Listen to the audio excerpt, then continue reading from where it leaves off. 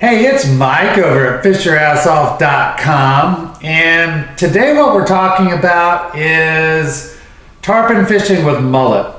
Tarpon love mullet.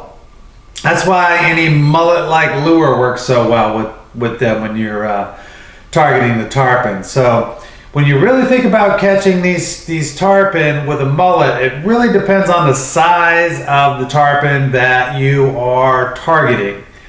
Okay, on how you're going to play it and what tackle you're going to use. Now, me personally, I'm using a kayak on the flats, around some mangroves or something like that. I'm very rarely targeting tarpon that are over, I should say, 4 feet long. So I use limited tackle, I use smaller baits, and I use things like that. But what we're going to cover is how to hook the mullet and basically how much leader to use and the tackle to use depending on what size tarpon you're going after. So let's just go ahead and cover some of it. All right. So there's 2 ways that I hook a mullet. I mean, some people hook them in the belly too. I usually hook them up front here, and that's a lot of times if I'm slow trolling a mullet behind my kayak. I'll hook them in the nose. They'll just swim very naturally and erratically. And I'll couple that with using a bobber of some sort. So I'll do this too because I don't think it actually scares the tarpon away. I think it actually attracts them. The noise of the bobber on top will go, hey, what is that? And then behind it they'll say, oh wow, there's a mullet there and he's acting funny, I should eat him. And I also use a bobber to slow the mullet down because I'm just absolutely amazed how often these predatory fish will miss a mullet. Tarpon, snook, trout, redfish. It's like it's your job to eat these things and you miss them, 2 out of 3 times they go for them. So this actually slows the mullet down too. It's another reason I use them. I use different kinds. I use these kind too.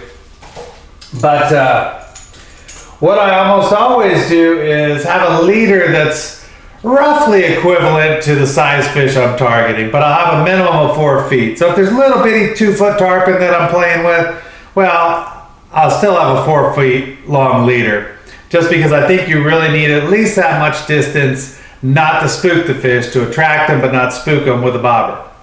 But if I'm going after bigger ones, I might have a 5-foot leader, even 6-foot leader, depending on the size fish I'm going after. So it definitely depends on the size of the fish that you want to get. So if you're finding these big brews, or say you're fishing an inlet mouth where they have these 5-6 foot tarpon there, well, I would have 6 feet of leader and a really beefy one and a beefed up set of tackle, and that's what we're going to cover next.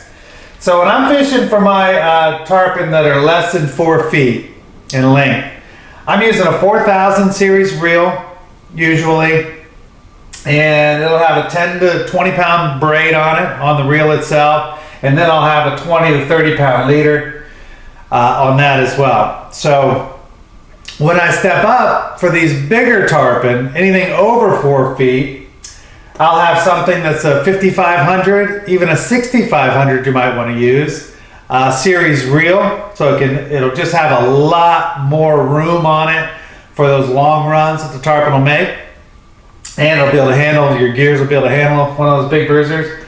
I'll have 30 to 50 pound braid and a 50 to 100 pound leader on that. And you really got to do that with these tarpon, because I mean, they're my favorite fish to catch. When I'm fishing for fun, it's usually for tarpon, just because I just think they're amazing. But the problem with it is, and the reason I go for those smaller ones usually, is just reviving them. Every time I've caught one of these big tarpon, the things fight you to the death practically, so they're just done.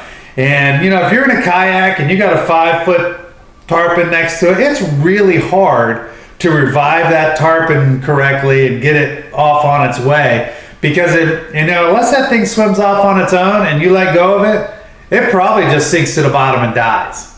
So be real careful, I guess is what my point is. If you're going to target tarpon, do a really good job at reviving them once you've actually caught them and had your fun, because they can die pretty easily. They give it their all. That lactic acid builds up in their bodies and they just can't swim.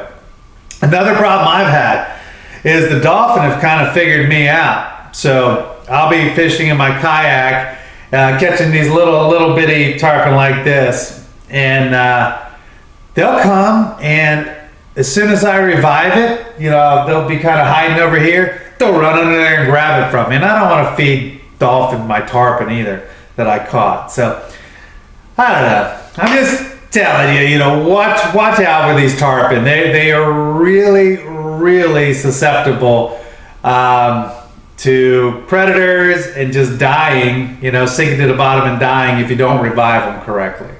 I guess that's what my point is. But that's it for today. That's a lesson, just how to catch tarpon, with mullet. So until next time, we'll see you then. All right. Bye-bye.